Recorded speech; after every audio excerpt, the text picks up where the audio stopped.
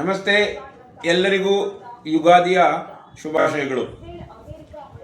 ಕರ್ನಾಟಕದ ಮಾನ್ಯ ಸಿದ್ದರಾಮಯ್ಯನವರ ಸರ್ಕಾರ ಮೊನ್ನೆ ಬಜೆಟನ್ನು ಘೋಷಣೆ ಮಾಡಿದೆ. ಬಜೆಟ್ ಮೇಲೆ ಚರ್ಚೆಯ ಅಧಿವೇಶನ ಈಗ ನಡೀತಾ ಇದೆ.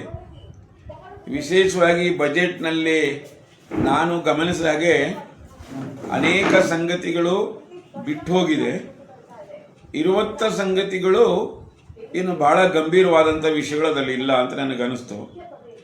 ನಮ್ಮ ವಿಶೇಷವಾಗಿ ಬುಡಕಟ್ಟು ಸಮುದಾಯದ ವಿಷಯ ತಗೊಂಡಾಗ ಒಂದು 2-3 ಆಸೆ ಇಡುವಂಥ ವಿಷಯಗಳು ಅದರಲ್ಲಿದೆ. ಮೊದಲನೇದಾಗಿ ಏನು ಕರ್ನಾಟಕದಲ್ಲಿ ಒಟ್ಟಾರೆ 50 ಬುಡಕಟ್ಟು ಪಂಗಡ ಇದೆ.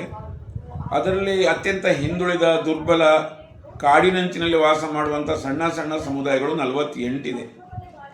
ಆ ಸಮುದಾಯಗಳಿಗೊಂದು ಪ್ರತ್ಯೇಕ ಅಭಿವೃದ್ಧಿ ನಿಗಮ ಮಾಡಬೇಕು ಅಂತ ನಾವೇನು ಬೇಡಿಕೆ ಇಟ್ಟಿವಿ. ಅದು ಮಾನ್ಯ ಸಿದ್ದರಾಮಯ್ಯವರು ಈ ಬಜೆಟ್ನಲ್ಲಿ ಘೋಷಣೆ ಮಾಡಿದ್ದಾರೆ.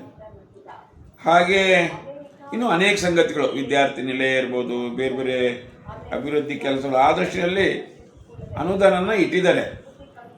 ಆದರೆ ಒಂದು ನಾನು ವಿನಂತಿ ಮಾಡ್ಕೊಳ್ಳೋದೇನೆಂದರೆ, ಏನು TSP ಪರಿಷ್ಠ ಪಂಗಡದ ಜನರಿಗಾಗಿ ಅಭಿವೃದ್ಧಿಗಿರುವಂಥ ಅನುದಾನ ಏನಿದೆ ಅದನ್ನು ಸಂಪೂರ್ಣವಾಗಿ ಅದಕ್ಕೆ ಬಳಕೆ ಆಗಬೇಕು ಅನ್ನುವಂಥ ಒಂದು ವಿನಂತಿಯನ್ನು ಮಾಡ್ಕೊಳ್ತೇನೆ. ಕಳೆದ 2-3 ವರ್ಷದಲ್ಲಿ ಭಾಳ ದೊಡ್ಡ ಪ್ರಮಾಣದಲ್ಲಿ ಈ TSP ಅಥವಾ ಮಹರ್ಷಿ ವಾಲ್ಮೀಕಿ ಅಭಿವೃದ್ಧಿ ಮಂಡಳಿಯ ಹಣ ಇರ್ಬೋದು, ಅದು ಬೇರೆ ಬೇರೆ ಕಡೆ ಡೈವರ್ಟ್ ಆಗಿ ಬಳಕೆ ಆಗಿದ್ದರಿಂದ ನಮ್ಮ ಅಭಿವೃದ್ಧಿ ತುಂಬ ನಿಂತೋಗಿದೆ.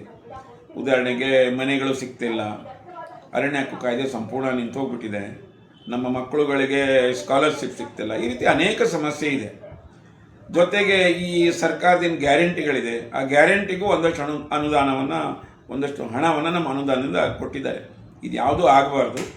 ನಮ್ಮ ಇಟ್ಟಂಥ ಅನುದಾನ ಎಷ್ಟೇ ಇಟ್ಟಿರಲಿ ಅದು ಸಂಪೂರ್ಣವಾಗಿ 100ಕ್ಕೆ 100 ನಮ್ಮ ಸಮುದಾಯಕ್ಕೆ ಬಳಕೆ ಆಗಬೇಕು ಅನ್ನೋಂಥ ವಿನಂತಿಯನ್ನು ಮಾಡ್ಕೊಳ್ತಾ, ಏನೇ ಇರಲಿ ಒಟ್ಟಾರೆಯಾಗಿ ಒಂದು ಸಮ್ಮಿಶ್ರ ಬಜೆಟ್ ಇದು. ಈ ಬಜೆಟ್ ಬಗ್ಗೆ ನಾನು ಮಾನ್ಯ ಸಿದ್ದರಾಮಯ್ಯ ಅವರಿಗೆ ಅಭಿನಂದನೆಯನ್ನು ಸಲ್ಲಿಸ್ತೇನೆ. Okay sir.